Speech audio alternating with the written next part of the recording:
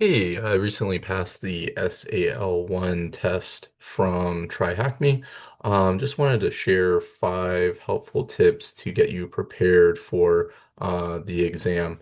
So, number one tip, if you're used to working out of, say, the Edge browser, make sure you're not using that for the actual certification. I found that with the Edge browser, not all parts of the scenario would load, so you were missing a lot of info that you needed. Out of the Chrome browser, I was able to load all the information for the scenario. So make sure you're really careful about which browser you're using. Number two tip, the report is graded by AI. All right, it's not actually a proctored exam, and the report that you're writing on the two scenarios is not graded by an actual person, so it's just reviewed by AI. With that in mind, you'll see here on the screen this specific simulation introduction to phishing. You want to take this multiple times and just grind through it over and over until the AI considers your report perfect. So, cover timestamps as far as, when the alert, when the actual event happened for the alert, who was impacted, things like remediation steps that you could take, what was the attacker trying to accomplish with the attack, things like that. So if you grind through Introduction to Phishing over and over again and keep refining your report and making it better to meet the standard that the AI is looking for, that's going to help you a lot on the actual exam. Tip number three goes along with that. So there is a second scenario, and then it's much longer. It's going to be phishing unfolding. And with that, you'll see that the estimated time is 1 to 2 hours. So you want to have your report writing already down before you take phishing unfolding, because this is going to be much closer to what the exam is going to be like. But that will help a lot. Next, tip number four to get you prepared.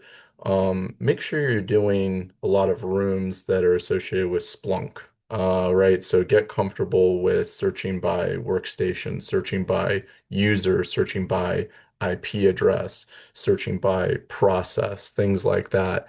You should already have a great idea of how to quickly go through Splunk and find, information related to, say, user J Smith, right? How would you find all the data related to that user? That'll help you a lot with the two scenarios. And then I would say my fifth tip to get you prepared um, on these SOC simulations. So if it's a false positive, don't spend a lot of time doing a big report on the false positives. As far as I can tell, they're not graded at all.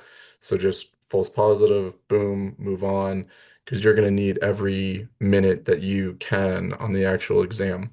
To kind of follow up on that, any information that's optional for the report, like the MITRE technique or the MITRE tactic, is good to put in to the report so you're getting experience with that, but it's not needed.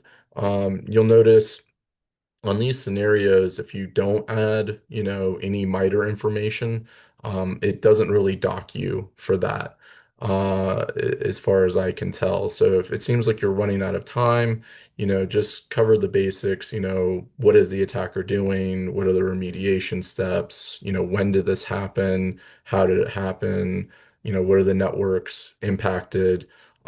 Things like that, because that'll go much further in regards to passing the exam. So as long as you have all these tips, should make it much easier to get that 750 out of 1,000 that they're looking for to pass here. bonus tip, you've got 24 hours to complete it. So maybe you do the multiple choice Friday night, right? And then you wake up and maybe start the first scenario at like 8 in the morning, do the second scenario around maybe like 11, something like that, just to kind of break it up so it doesn't feel like you're, sitting in one place, sitting at your desk for the full 5 hours, which can be, pretty brutal. All right. So those are the tips. Hopefully it will help you pass this certification. I thought overall it's a great certification. It'll, definitely get you prepared for working in the cybersecurity industry. All right, thanks.